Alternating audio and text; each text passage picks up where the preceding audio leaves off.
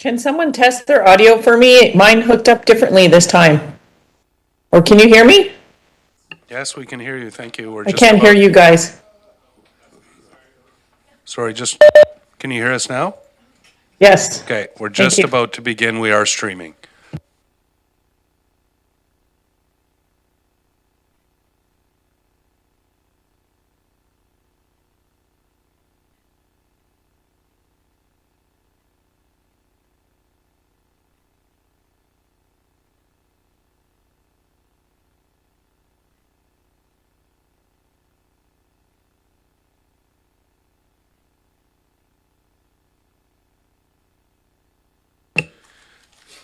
Good afternoon, everyone. Welcome to the regular board meeting for Wednesday, March 8th, 2023. Before we begin, I'd like to recognize this meeting is taking place on the traditional unceded territories of the Coast Salish people and share our gratitude for being here today.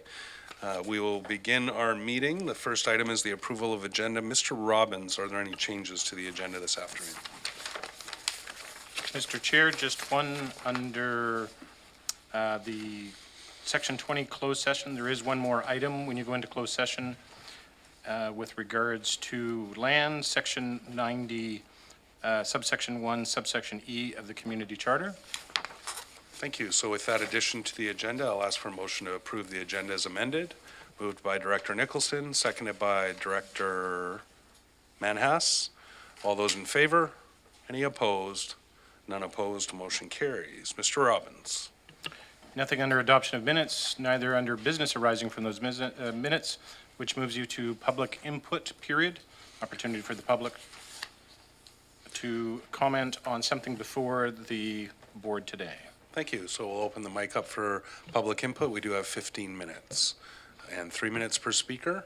If you'd like to give some input to the board on agenda items in front of us today, just please feel free to take the microphone. Don't take it, use it. Please leave it there.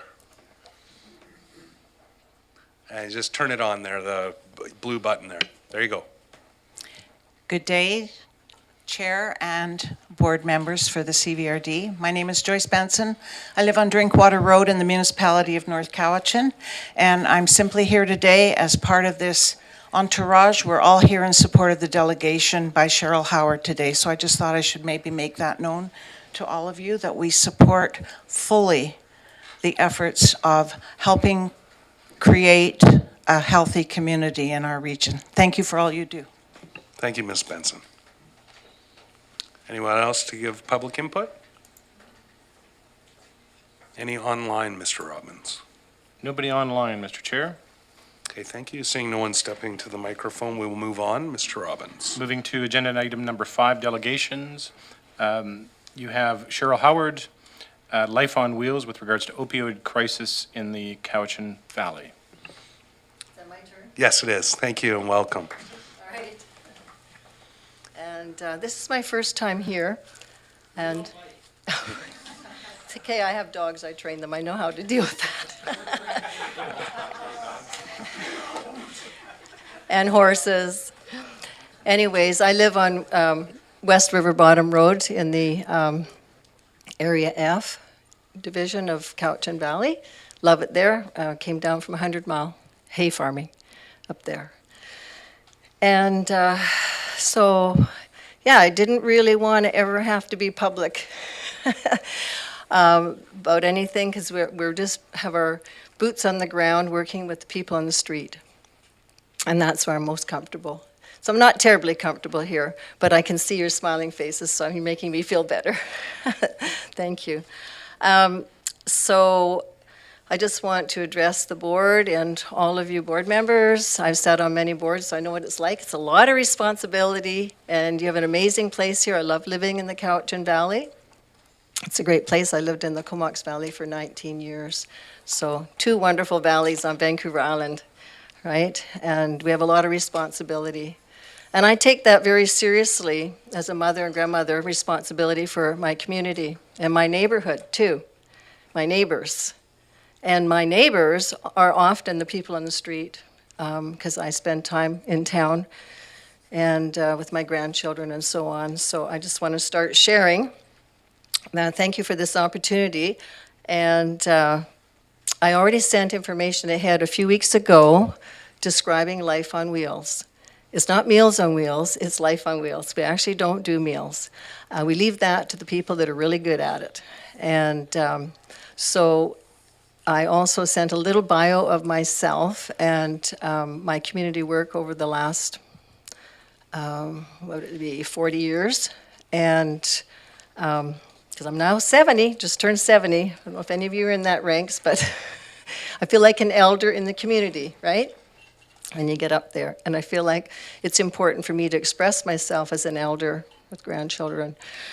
I also sent a letter to the board explaining our requests, okay? And we're asking for a variance for our needs to use trailers, for people to be in transition while they're in transition, helping them to get to detox, rehab, or after rehab, as well as those not in addiction, like youth or people looking for work who do not want to live on the street and get caught up in the addiction crisis and all what goes on.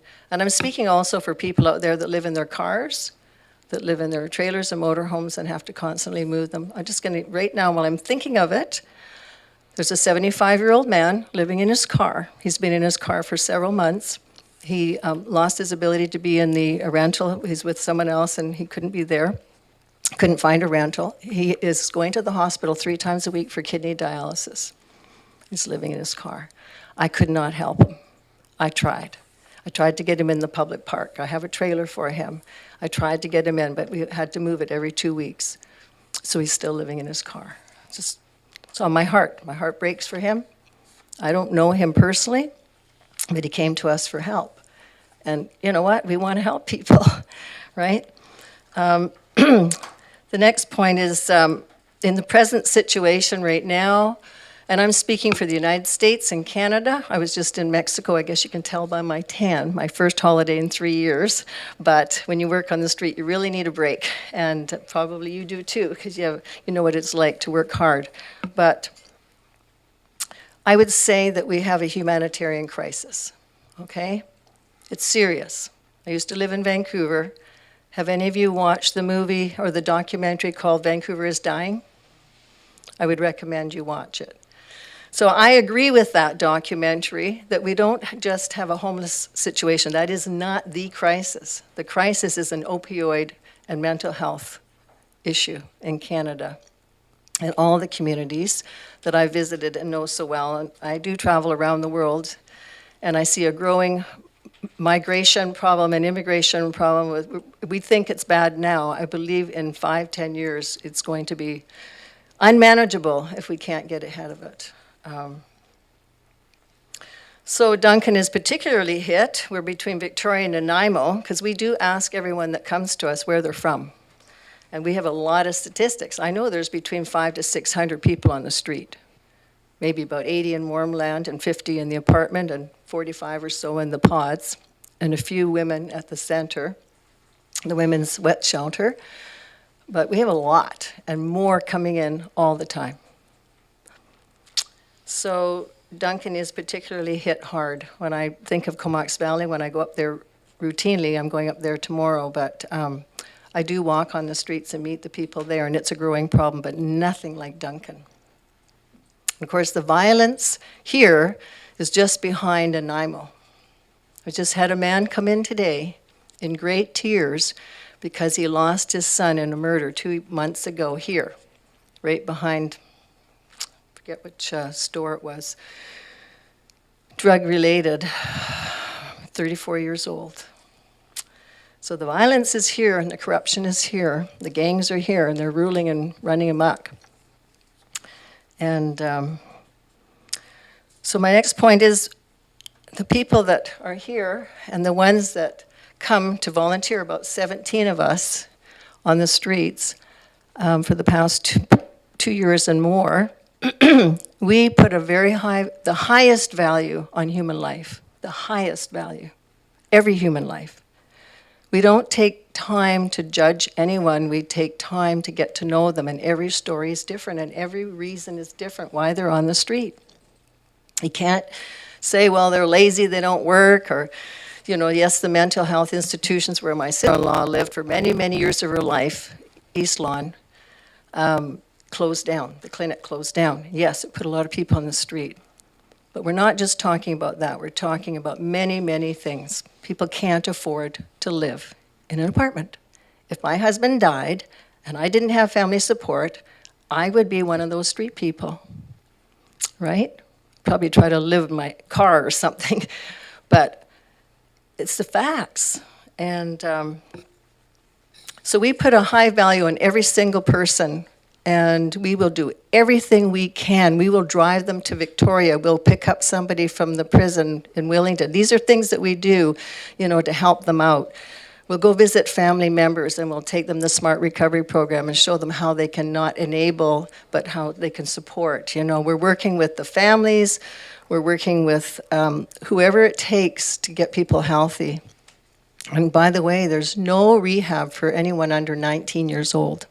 I had a young girl come, 18, couldn't get her into any rehab. And so we want to value people with dignity and honor, and one person at a time, and we start with them and we finish with them. So the way the system works here, the medical system, it is broken because they each do their little part, and that doesn't work. You have to have it all connected. So let me just give you a scenario. Someone comes to me and says, I'm ready. I'll say, that's great. Let's phone Rapid Access. We phone, sorry, I'm in a meeting. Oh, can't talk right now. Oh, you phoned out of our hours, we're not open right now. They come back 3 or 4 times, same scenario. So I used to phone Nanaimo Detox, and it was great, and we were making progress, but then they found out we weren't part of Island Health, so that was the end of that. So it's about a 3 to 6 week wait, and I'd say it's more 6 weeks and more now. And then they go to detox, and they come out, and now they've got a 3 to 6 month wait to go to rehab. Where do they go? They go right back on the street. It's a 90-something% failure rate right now. And all the rehabs on Vancouver Island, only a few, are very short. Edgewood, private, 35,000, it's only 50 days. Cedars, 32,000, short. Nobody makes it in 50 days. It doesn't work that way. It's a 10 to 12 month minimum, and Duncan does not have a detox or rehab.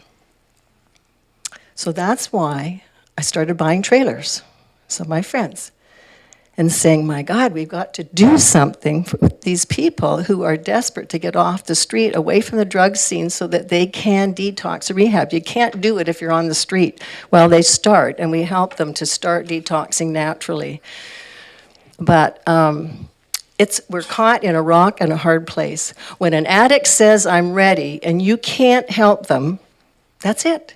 And if they come out of detox and they'll go right back to the street, where are they going to go? Who's housing them? There's no transition house in Duncan. There's no detox and there's no rehab. We started buying trailers. We started putting people in them. We started having success. And I'll tell you a few success stories. So I'm sorry to interrupt you, but we do have we're almost up for the Okay. 10 minutes. So Okay. I'll give a little bit of latitude. Yep, Sorry, Director Wilson. sorry. Yeah, I'd move that we give the extra time if possible, please. It's been seconded. Call the question. All those in favor? And opposed? None opposed. Motion carries. So please continue. Thanks. Okay, so my passion is not about you, it's about just delivering a speech, so don't feel threatened by my strong passion, but that's who I am. I'm a very passionate person for what I'm doing for these people, and we're all doing here. Thank you for the extra time. Does that mean 5 minutes or 10 minutes or? Okay, Yeah, Okay. just go ahead. okay. So, because I'm not reading my notes, I'm just speaking off my heart right now. I just want you to know what we're going through to try to help people, okay? We're not feeding them meals. We're actually literally saying we're going to get behind you. The day you say you want a detox, we take it seriously. Okay? And so we started buying trailers and putting them in trailers, and then we put one of the persons here that's a support worker. So 2 support workers per person in a trailer, making sure that they stay there and they cannot leave till they've detoxed, and we have a doctor for every person as well. And then rehab, we started a rehab program called LIFT, L-I-F-T by Tim Fletcher. It's a fabulous program, come out of the Maritimes. It's having a 90% success rate. And these trauma-based videos, extreme trauma-based by Tim Fletcher have been fantastic, helping a lot of people. And so we do have something. We're not set up to be really a detox rehab, but we're doing what we can to save lives. Because every week someone's dying of overdose, right? And you don't know, or other things. And so we take it very seriously that we have support for these people. I didn't realize I was breaking the law. Honestly, I did not know. Because up in 100 Mile, you know, you're basically out on 90, 100 acres doing your own thing. You don't think about those kind of things. And when somebody's on the street needing a place to live, I think, well, I got a trailer. And we make sure that they take care of it. It's just like rehab centers. And I phoned every rehab center in BC and talked to them. And I can tell you the best place right now is Joshua House in Yarrow. It is fantastic. They have a very, very high recovery. They have secondary housing and they have permanent housing. How's that? And they take 90-something guys. Unbelievable. And it's a 24-hour turnaround. You phone in and then they're in. It's amazing. And so I would like to say we're open doors here. We can take somebody the day they want to go in or 24 hours later, you know, that kind of a thing, because it is a crisis. So I'll just move on here. We do spend time getting to know them. We want to make sure they really, really, really are ready and they want it. And so we get them away from the street scene, away from the darkness, away from the evil, away from the temptation, away from the wrong people. We remove them. So that's why their trailers are way out on River Bottom Road. If you want to walk in from there, it's a 20-minute drive. Well, you know how far it is walking on a winding road. So, you know, we put them out there, and one neighbor complained, and I know the neighbor, and I brought him over and had him meet the people that were in the trailer, and, you know, he was fine, and then I don't know whether it was him that complained the second time or not, but we did try to. All our other neighbors are fine with it. But, I mean, I understand. People don't know what's going on, and they might not feel safe, but I can tell you, there's a lot of homes out where I live that I wouldn't feel safe either with. I knew who was in those homes, because I had someone come knocking at our door at 2 o'clock in the morning, and he had mental illness. But I didn't know. You know, 2 o'clock in the morning, my grandchildren live next door, and, you know, it could be any neighbor. It's not just because someone lives in a trailer, we're helping people, that the problem is. We're trying to be responsible for these people. So we remove them from the situation, and we offer them opportunity to be in a safe place, and they start reconnecting. All these people on the street are disconnected. They're disconnected mostly from their families, their good friends, from their workplaces, from hope, faith, love. They're in despair, most of them. And we go searching for them, you know, to find them, because they just don't even want to come out of the bush, because, you know, by law enforcement officers have to do their job, and, you know, we have to go looking for them. They used to come out to see us more often. So then we help them when they come out of detox. We have a plan to take them to Vancouver. It's called Night and Day Recovery. They have 12 homes there, and they can take them like that, and we get them there till we get them in rehab. So we don't let them fall through the cracks. And that's kind of a method that we've been using, and now we've started adding the trailers, and now we wanted to buy some more trailers for the people that are living in their cars, like the 75-year-old man. I'd like to be able to help him out. If that's my father, my grandfather. Like, I can't even put it on my own property if I wanted to help my grandfather. Say, we live in 1,000 square foot, well, it's 1,100 according to the regional district, 1,100 square foot home, which was it's a what do you call it, a carriage house. I can't fit anybody else in there. I could park. I've got 10 acres. I could put him on a trailer, but I can't. It's against the law, right? It's a bylaw. And so Duncan does not have a detox center. The only two on the island, they are in Victoria and Nanaimo. Long waiting list in Victoria, a little shorter in Nanaimo. And they're very short detoxes. They're only 7 days. Victoria might be a little longer.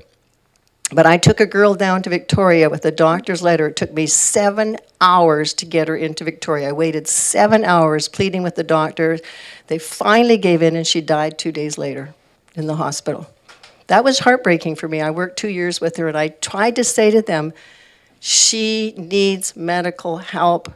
She's had her stroke. She can't live on the street. This is desperate. She can't wait on a list. They finally gave in. We were out in the parking lot, sitting out there, and they came running out and said, okay, we'll take her, and she died 2 days later. That is really tragic to me. That's heartbreaking.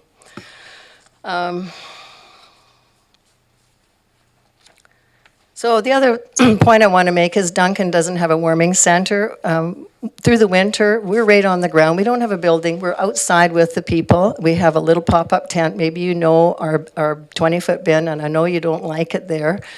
But I'm so thankful that we have it because we can store things and help people out. People that actually have to live on the street, that can't get into shelter, we can give them tents, sleeping bags, and things. We don't want people to be so comfortable that they don't want to get detox. I understand that. We're not trying to make life easier for people. We're just trying to give them dignity. I understand you have to reach rock bottom to get to the top. And so it's not our point is to keep them on the street longer. But you try being out there at minus 10, 15 this year. And then this, you know how our weather changes and fluctuates. So I'm an outdoor person, and I know you have to have gear. And so we give them gear. And all these people here go out and spend their own money. We're not an organization where we are charitable or nonprofit. We are parents. I lost my 2 nephews to drugs 3 years ago. And we're parents who've all got experience. Some of the people here are also recovered drug addicts and have children who are on the street right now. And so we're all knit together in this community, and our heart's broken for these people. And, you know, so I just want to say that a warming center gives dignity, a place to go and at least be warm. You know, it's a connection place. So they come, we bought our own campfire stove thing, and we bought other heaters with propane tanks, and they come and they get warm, and we connect with them. And so because we connect, we get to know them, they get to trust us. Trust is the first thing, we build trust. It takes a long time. 2 minutes? Okay. So, and we don't have transition houses. So we're looking for houses to rent. Will anybody rent a house to us? No. Why? Because we want to help people off the street. We can't get a rental house. Nobody's going to rent. We've been trying for months to rent houses. One for the men, one for the women, then we'll keep renting more. More transition houses. We have people who run those houses and live in them who have experience. Can't do it. So this brings me to a story that happened in the Comox Valley. That's where my kids grew up. So a man owned 3 acres on the dike, you know, going out to Comox. And it was just a little side road off the dike. And he had no home to live in. He was an older gentleman, and so he bought a trailer, a large trailer, and put it on. Someone complained. They took him to court. And he didn't have a lawyer. The city had a lawyer, to back up the complaint from Victoria, and he represented himself. And it was a hearing first. And in the hearing, the judge ruled that a bylaw does not have to be acted on, and that this man would have, I don't know what you call it, but he would have 4 years to live in that trailer, left alone, not bothered, to have his dignity and a place to live on his property. And so I just wanted to tell you that because he's still there. And I'm just thankful that mercy triumphs over judgment. You know, it's so important that our laws actually are made with the intent of the betterment of making healthy communities. And I know here that's everybody's intent, but times are changing. We have to reconsider things. So in closing, I want to be responsible with all these other people here. We want to be responsible to help. We want to help in this crisis. We want to help resolve the humanitarian needs before it gets out of control. We're asking the board to consider coming alongside our mission by giving us a variance, a temporary variance for trailer use on private property. We want to buy a large piece of property and make a community for transition. People will not stay there. They'll come through and go out. But we want houses as well, and we want to be able to do detox rehab until one gets set up here. We have a doctor, we have nurses. We've got them all. So this proposal will benefit so many hurting people, their families, and overall the community will feel safer that somebody's doing something, and we're keeping track. We know these people. I was going to give some examples of people we've helped. We have somebody at Joshua House. We've had people in different rehabs. We have great success stories. We can send you letters if you'd like to have little testimonies. But I just want to thank you for your time and extra time and consideration. I've tried to share with an open and sincere heart, and I'm happy to answer any questions or concerns you might have. Thank you very much, and thank you to my colleagues for the extra time as well, and thank you for your story and being authentic and sharing from your heart. This is an issue that we're all grappling with, not only here at this table, but tables around the province, in fact.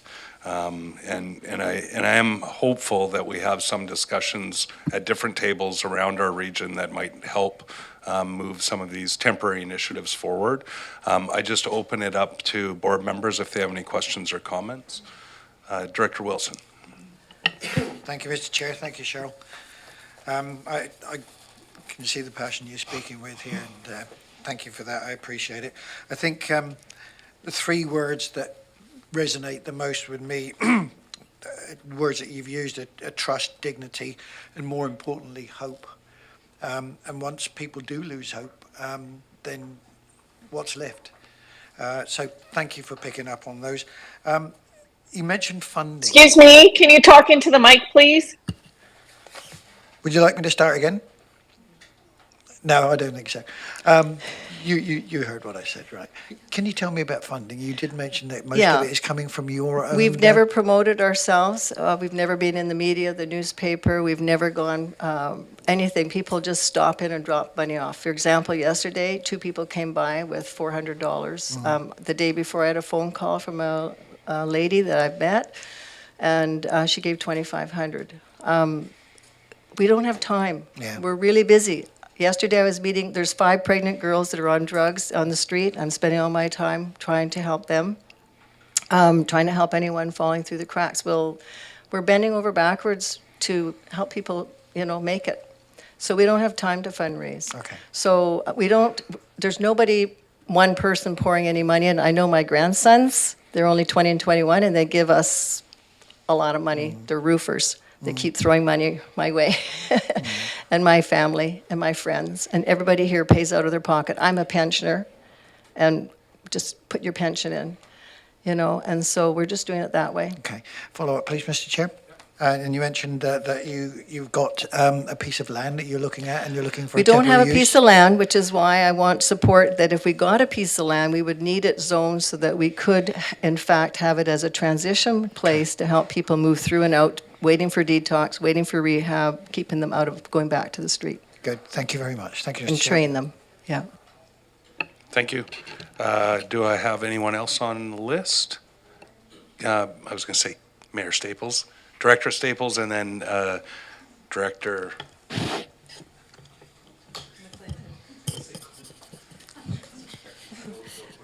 Thank you, Chair, and thank you for your presentation and for the work that you do. And just a couple of things. I haven't heard anyone complain about the buildings that are there or the structures that you use. So just so that you're aware of that. I don't know if you hear complaints from people that walk by, but we certainly don't. Oh, just yesterday, the Larry Stevenson came by. He's the fellow that runs the Island Corridor.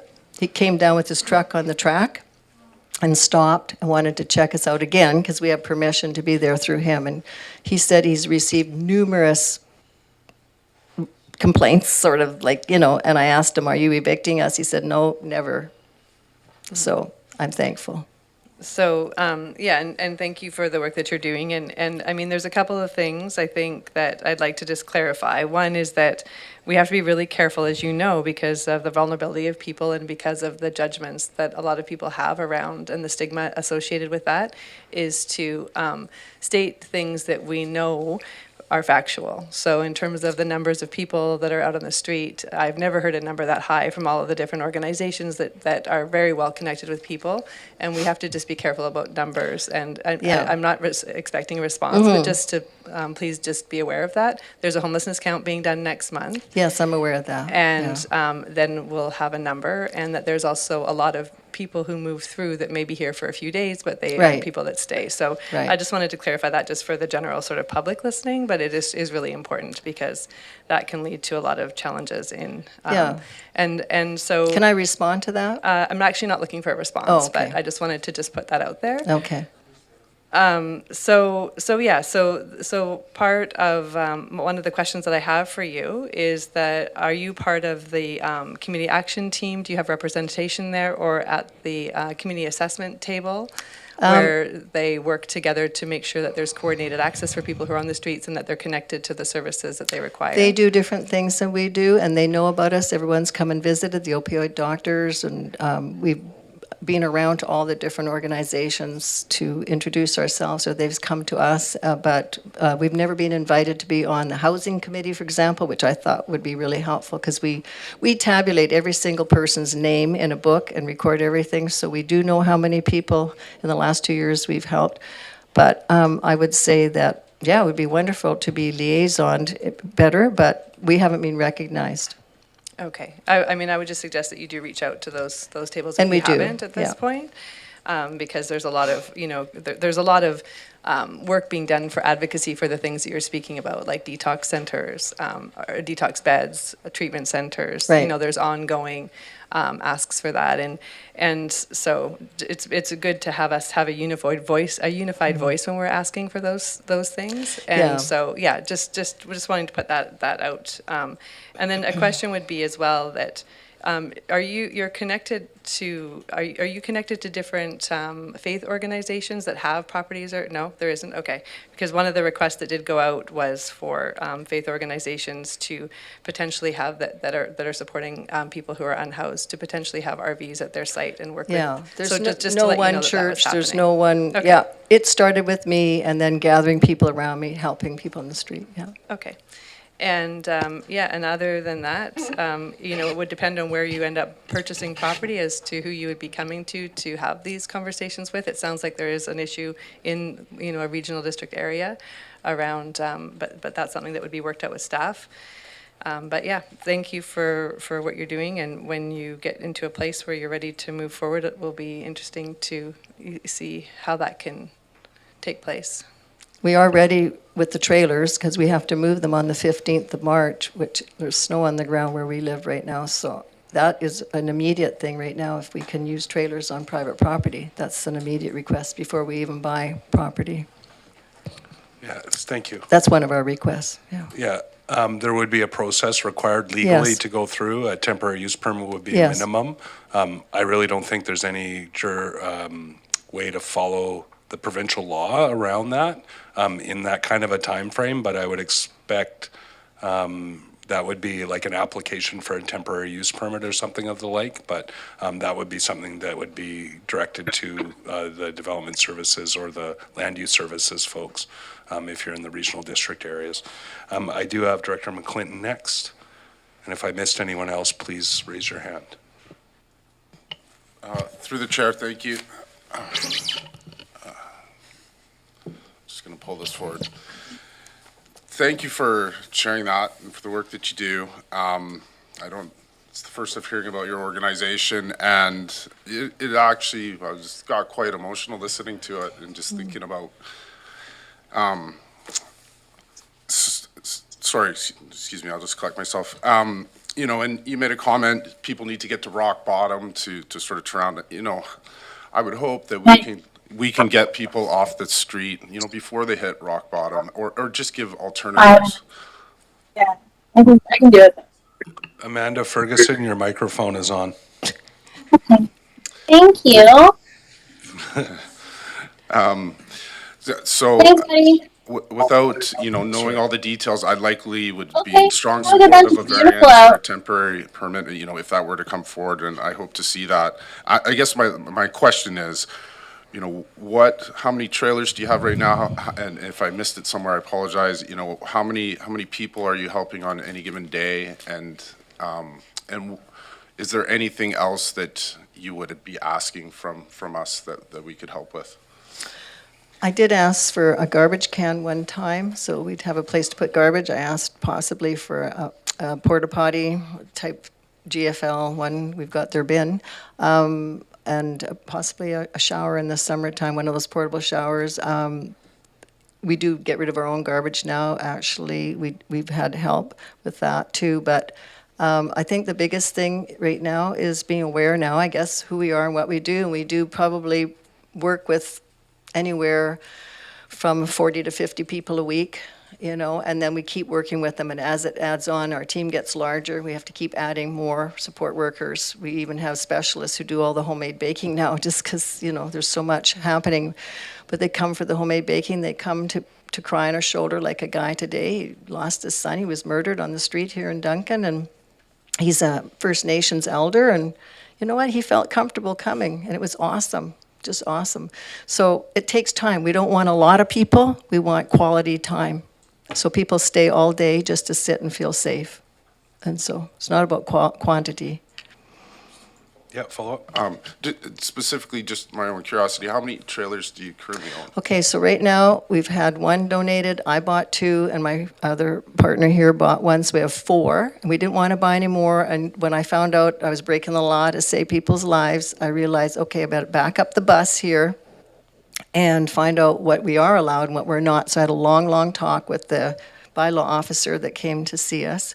And then I phoned other municipalities like Nanaimo, Victoria, Comox Valley, found out what they were doing.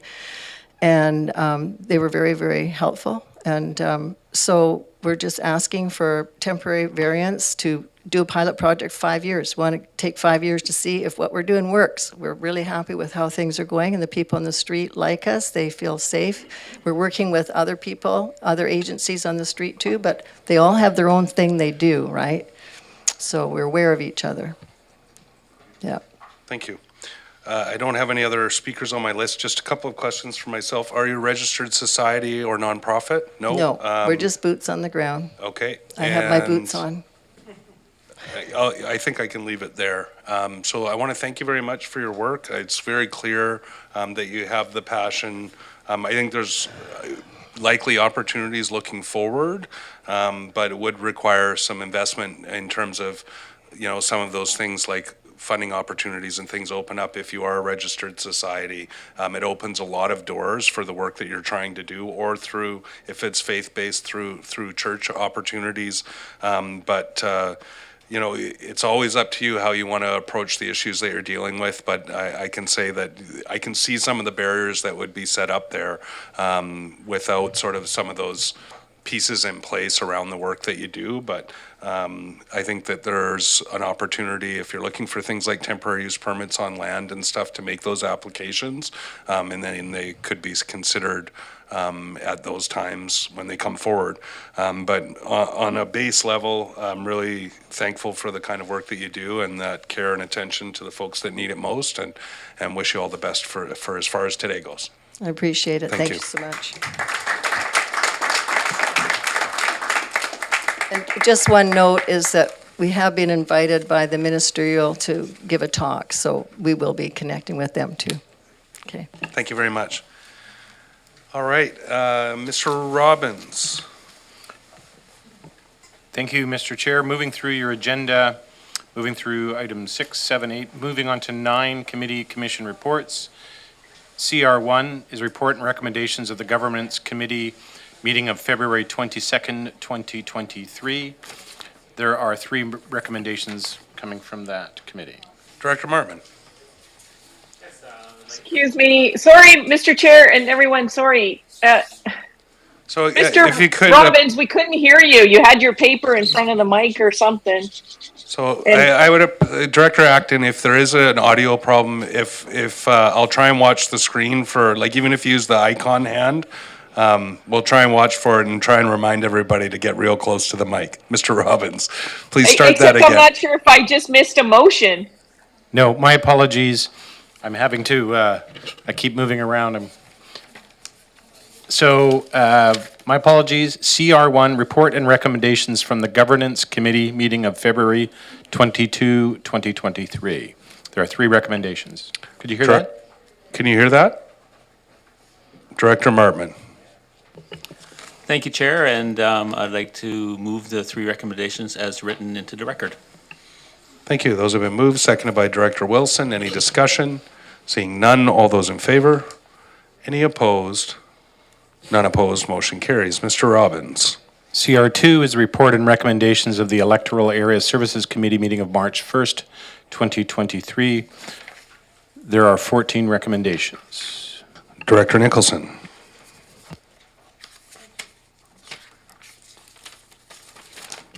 Thank you.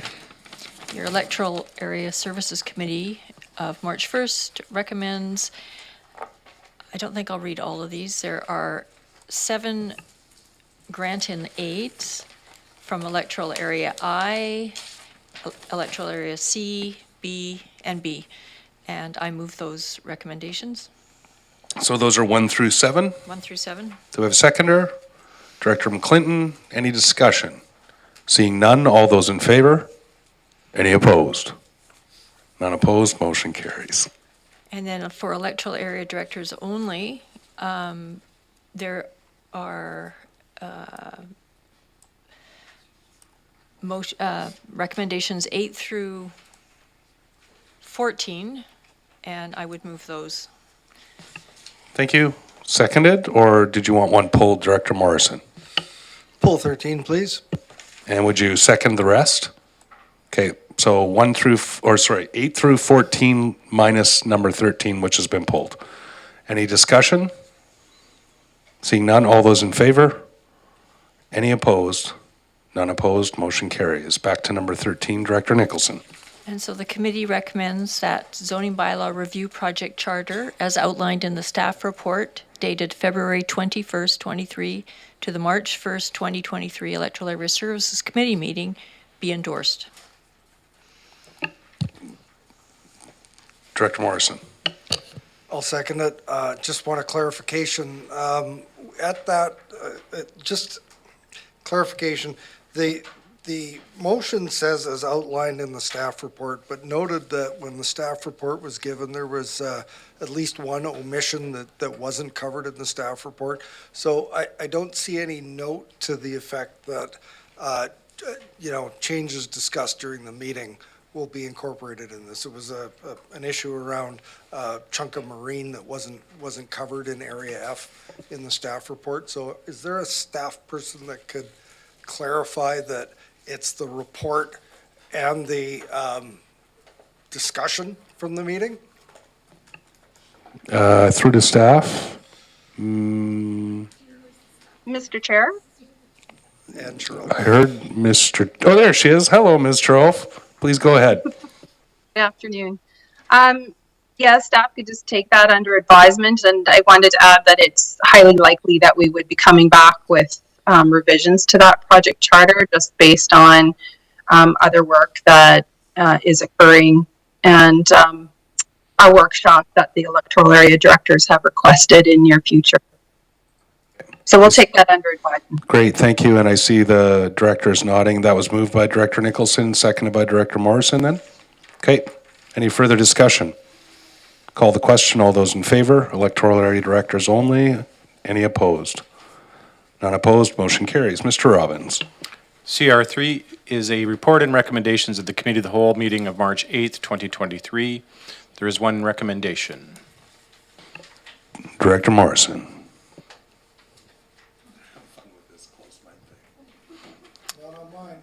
The recommendation that a grant application up to a maximum of $70,000 be submitted to the Island Coastal Economic Trust's Rural Advisory Program. So moved. Seconded by Director Nicholson. Any discussion? Seeing none. All those in favor? Any opposed? None opposed, motion carries. Mr. Robbins. Moving through your agenda, nothing under item 10, Director's Report, nothing under 11, Staff Reports, nothing under Public Hearings. Moving to agenda item 13, B1, the recommendation that CVRD bylaw number 4349, Cannabis Uses 2021, be granted third reading.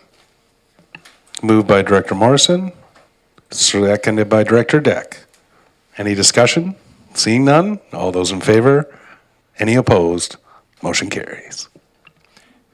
B2 recommendation that CVRD bylaw number 4477, Electoral Area G, Saltaire Gulf Island zoning amendment bylaw, that's 10983 Chemainus Road, 2023, be granted first and second readings. Moved by Director McClinton, seconded by Director Morrison. Any discussion?